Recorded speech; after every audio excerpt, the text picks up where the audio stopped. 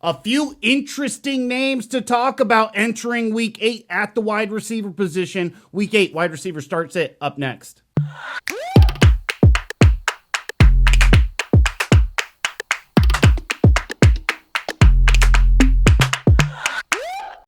First, I would like to apologize for not getting out week 8 ads videos this week. It's been a busy week, not only at work, but at home. It just didn't have the time to commit to the channel that I normally do. So I apologize, and I also apologize for having this video up late. However, off to the races now. We're going to talk about a guy that very excited to get back in my lineup, and you should be excited about getting back in your lineup, and that is Jeudy, a guy that we know is going to be coming off IR this week. He was cleared to go last week, but Vic Fangio wanted this guy to get a solid week of practice in before putting him out on the football field. So we're talking about a guy that was cleared in week 7. They played on Thursday. That's an extra 10 days for that ankle injury to get like to 100%. I don't expect him to really limit his workload too much. So I think an offense that's desperate, and I mean desperate for playmakers right now, is going to be excited about getting Jeudy back in their lineup. Should be, like I said, 100% or damn close to 100% with that ankle. He's definitely got that 6 weeks off, 7 weeks off, basically, for that ankle to heal. Should be good to go. And that's always the number one worry for me on a player. Is he going to come back too early? And this is the one time where I feel like, no, he's not coming back too early. He should be good. Should be ready to rock and roll. Teddy Bridgewater's going to glom onto him like a mom to a baby. He's been desperately needing this guy. We're talking about a guy in week 1 who had 6 catches for on 7 targets for 72 yards, and that was basically in a half of football. I expect big things, especially in PPR, from Jeudy this week. A Washington football team that's given up 7 touchdowns to wide receivers in the last 3 weeks. 7 touchdowns to the wide receiver position in the last 3 weeks. Jeudy, definitely a guy who is explosive. He's going to be good at those short routes, those intermediate routes. He's going to stretch the field better than Courtland Sutton. Let's face it, Courtland Sutton has been a catch it and go down type of guy. He doesn't get yak. He's not very fast. He's very good at the 50-50 balls, got strong hands, and he is good at maneuvering his body to make the catches. But what this team has been lacking is explosive plays, especially off those high air yards that Courtland Sutton's been getting. Those, I think, a lot are going to transition to Jeudy. I expect a big game against a defense that's been terrible at defending the wide receiver position this year. I'm excited to get Jeudy back in my lineup. He is a start. A put up or shut up, a guy that was in a position last week, or well, I guess not last week, but it was last week, I believe. Chase Claypool, a guy that was put in a position in week 6 to succeed. He's 31.5% started. I currently have him in my lineup. I'm thinking about taking him out of my lineup. That's why I kind of have him in that put up or shut up. I was so excited about Chase Claypool getting into our lineup. No Juju Smith-Schuster, the guy that was in the way of his breakout season, that was supposed to just go find another team in the offseason, came back, ruined the whole breakout for Chase Claypool. He's gone. Chase Claypool got 7 targets against Seattle. You're just like, wow, that's going to be a great game for a guy like Claypool against that terrible Seattle secondary. It was 2 receptions for 17 yards. He's had a couple big games, but for the most part, a guy that's supposed to be explosive, a nose for the end zone. That's what he did last year. He had a bunch of touchdowns through 7 weeks of the season, only 1 touchdown. I'm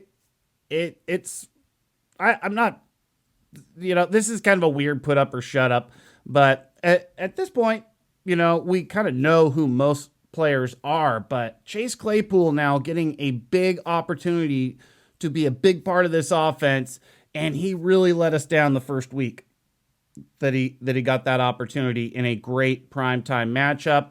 I think he's got a good matchup this week. He has the opportunity to put up big yards, but a guy that has kind of been nursing a hamstring injury a little bit. He did miss a game already this season to that injury. It's been kind of frustrating being a Chase Claypool owner. Let's face it. It's been frustrating. Fucking frustrating. You see all the talent. You've heard him, going into that Las Vegas game. They were comparing this guy to Darren Waller. He's basically Darren fucking Waller, right? Well, they don't treat him like it. That's for damn sure. And he hasn't been efficient with his opportunities this year. Let's face it. Look at his catch rate. It's not great. And I understand Big Ben's not what he used to be. He's got the lower percentage targets downfield, but he has not been great. He has not stepped up to the next level that we were hoping he would go in his sophomore season. So there's a lot more to come, hopefully, from Chase Claypool, and hopefully he shuts me up. Hopefully he puts up and he shuts me up about Chase Claypool. But like I said, I'm not sure if I want him in my lineup right now. So currently he's in it, but I'm thinking about taking him out. He's kind of a guy that kind of scares me. Just a quick reminder to make sure to like, share, and subscribe to the channel so I can bring you these awesome videos every week. Wide receivers that are in a position to succeed. Michael Pittman. Dude, this guy's been pretty damn good this year in an offense that didn't start out quite so hot, but 48% started, so kind of a 50-50 guy for most managers in fantasy. And, I kind of got a gut feeling, right? Like, this Tennessee offense been working pretty good. Nobody stops Derrick Henry. Now you have Julio back. A.J. Brown starting to look like A.J. Brown those last 2 weeks. Since I put him in that put up or shut up position, he shut me the fuck up about him. He's been fucking awesome last 2 weeks. So that makes me wonder, all right, what do we do here? What do we do with Michael Pittman against Tennessee? Well, he's been down the last couple weeks. Part of that being that,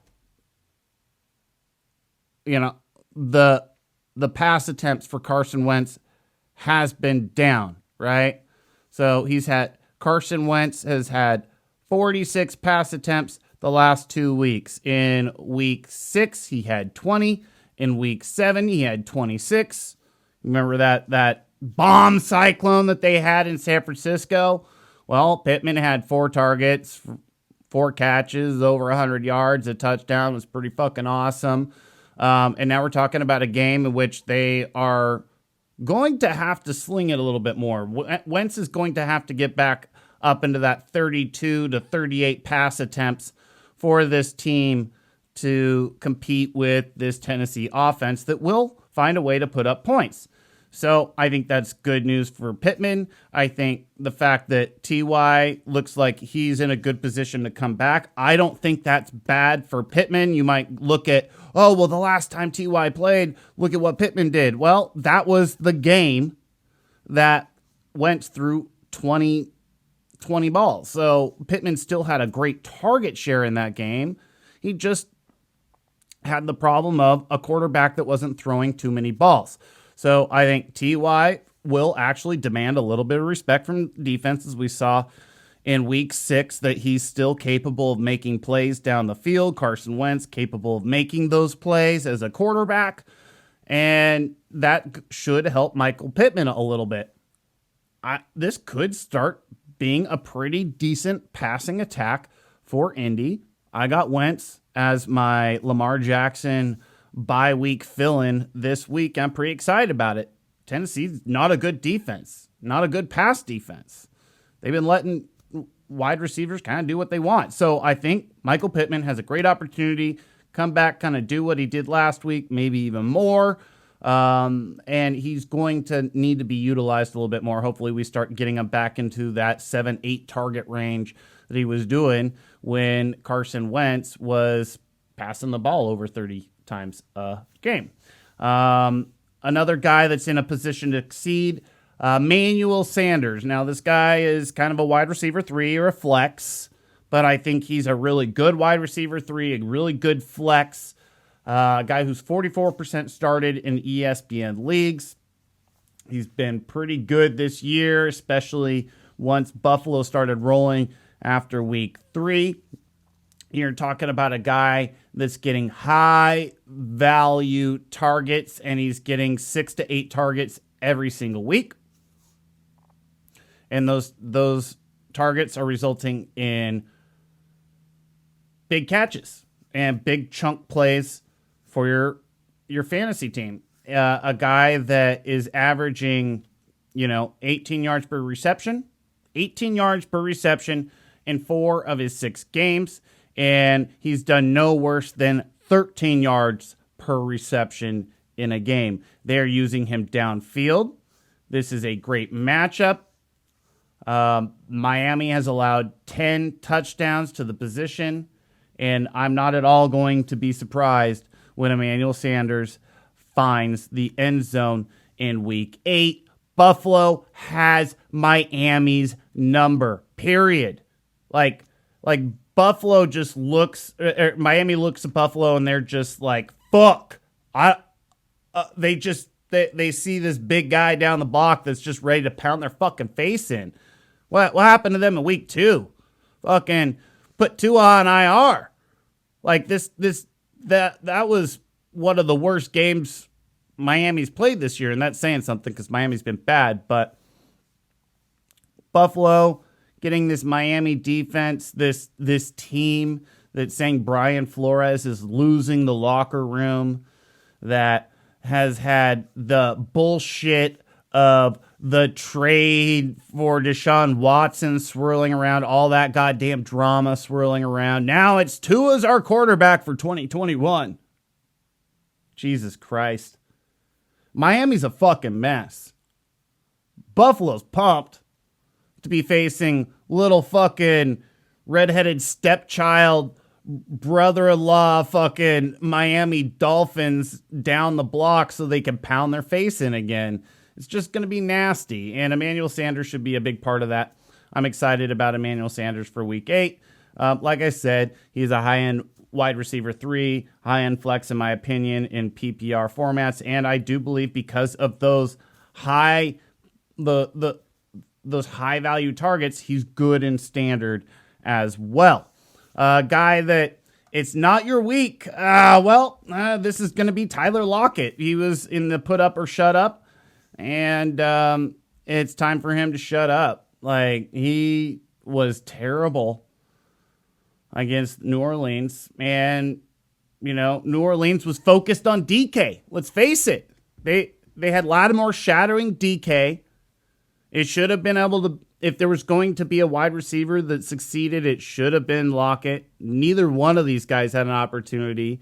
The offensive line was terrible. The passing game was terrible. The running game was terrible. And the New Orleans defense looked really, really fucking good, which is interesting. They've looked pretty good, and at times they've looked average this year. But Seattle made them look really good. Geno Smith made them look really good. It's now kind of red alert.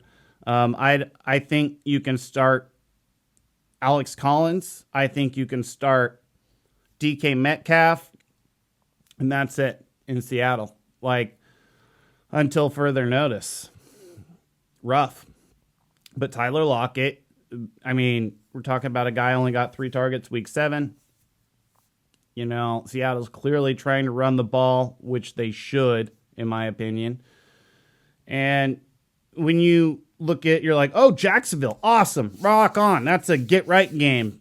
Get wrong. Jacksonville's been better against wide receivers than you would think, only giving up 4 touchdowns to wide receivers this season. there's going to be one to find the end zone. I think you have a better chance with DK than you do with Tyler Lockett. I don't know how you deploy him with any confidence. And there's still damn near 60% of managers that are confident enough to put this guy in their starting lineup. I don't know how. He's been terrible. I would rather play KJ Osborne, third wide receiver for the Minnesota Vikings against the Dallas defense, than I would rather play Tyler Lockett right now. KJ Osborne, go out and get him. He's free. He's out there virtually everywhere. Like, that's what I'm saying. Tyler Lockett is a bad play, not your week. This is a guy that should be riding pine, period. It's not that he's not a good wide receiver. He's in a terrible situation right now. They're even talking about, we got the national media talking about, is Pete Carroll the guy anymore? Should Pete Carroll be the fucking guy? Is it, he's fucking old. He's in his 70s, blah, blah, blah, blah, blah, blah. Russell Wilson's damn fucking good, guys. What happened to Indy when Peyton Manning went down for a year? They got the number one fucking pick. Went from being a perennial playoff team to getting the number one pick in the goddamn league. Sometimes quarterbacks are that fucking good, especially when you have rosters with holes like the Seattle Seahawks. And right now, one of those holes is Geno Smith, and Tyler Lockett is taking it. And he just has to be relegated to the pine. And I understand he's really good. He just needs one opportunity. He just needs one opportunity. But that's a desperate flex play. That's not a guy that should be in 57% of rosters. That's a desperate flex play. Another quick reminder to like, share, and subscribe to the channel, and that I join 1080 The Fan here in Portland, Oregon every Sunday morning for last-minute start-sit advice. I will have contact info as to how you can contact us on Sunday morning for last-minute start-sit advice, and we can dish it out for you. Wide receivers that you should be aware of, Jakobi Meyers, most people on board with this, 26% started, so 0.25% of the managers out of there have this guy in their lineup, and I understand there are deeper leagues at PPR where you're like, hey man, this guy's like, he's getting opportunities, and he's the one that I love is he's dead. He's just at this point he's got to get a touchdown, which I was kind of saying earlier in the year, but I don't know if he does, because he's not getting the opportunities that he was earlier in the season. They've transitioned into more of the playmakers. You have more of the other wide receivers starting to step up, take bigger roles. You're starting to see the tight ends really being utilized in this offense. Things starting to click with Mac Jones. And Jacoby Brissett still being utilized, but he's just kind of a mid-range like slot receiver now that's getting targets, but he's not getting the targets he was getting earlier in the season, which totally caps his upside. So if he's not getting the high-end targets, which means he's getting less catches, less yards, and he's not getting touchdowns, which just, go look what he's done the last 3 weeks. It's just less involved in the offense. And he's a nice receiver, and he is bound at some point to catch a touchdown. At some point, you can't be this involved in an offense and not catch a touchdown, but that's a terrible reason to deploy this guy. Once again, another guy that I would probably be more interested in for the upside, KJ Osborne from the Minnesota Vikings against the Dallas defense. That is the game that I know has the highest, Vegas has as the highest scoring game of the week. Now, Cooper Rush might be playing for Dallas. That might cap that a little bit, but Minnesota coming off a bye, or what? It's a good opportunity for KJ Osborne to shine once again, and he has shined. He's popped a couple times this year where Jakobi Meyers is not popping lately. So, guy I want on my pine. Another guy, this is more actually contingent on, is Cooper Rush going to play? is Dak Prescott not going to play? That's going to be a problem if Dak Prescott's not going to play for Dallas, at least for the pass catchers. We're talking about guys like Amari Cooper, right? CeeDee Lamb has definitely been the better wide receiver in this wide receiver core. And Amari Cooper is a guy that has been the need to score a touchdown to be good. And if Cooper Rush is going to be the quarterback, I don't like his chances to get in the end zone.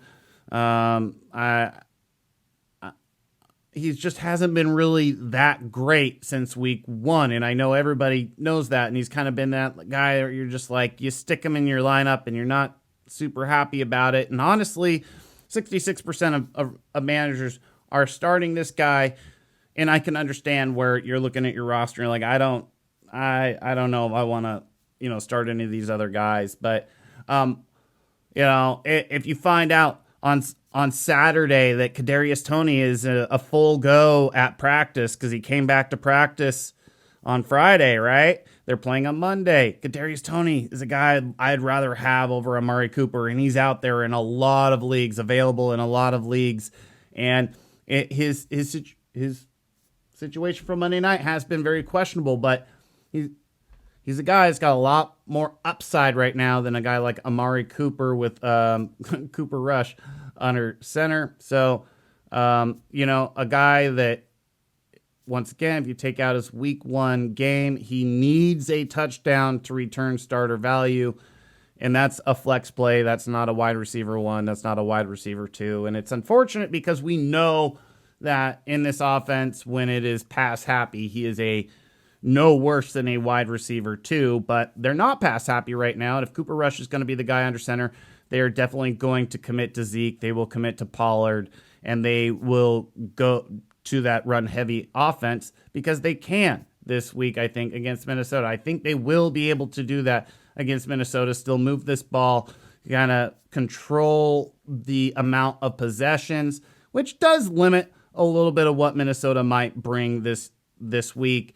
As far as the upside to a guy like Kirk Cousins and the guy I've talked about in this a couple times in KJ Osborne, if they're going to try to control the clock and limit possessions in the Dallas Cowboys. But a lot of this is contingent on if Dak Prescott is under center. If Dak Prescott is under center, then, it's kind of, I can understand why you have Amari Cooper in your lineup. He's got a lot of upside. You're talking about a top 5 quarterback in the league and a guy that is arguably a top 10, top 15 wide receiver. When he's at his best, he's a guy that's top 5 in the league. So, I understand a lot of this being contingent on Dak Prescott being healthy and in the lineup for the Dallas Cowboys. Thank you for watching. Make sure to like, share, and subscribe to the channel. I will be joining Football Sunday with Mike Lynch and Rashad Taylor on Sunday for the Fantasy Scramble. We take start-sit questions at 9:30 a.m. Pacific time, a half hour leading up to kickoff. We answer all those last-minute start-sit questions, and we can take your start-sit questions. Just text them in to 503-250-1080 and look in the description below for the link to listen live to the radio station that I will be joining on Sunday morning. Thank you again for listening, and make sure to look out for my Week 8 running back start-sits.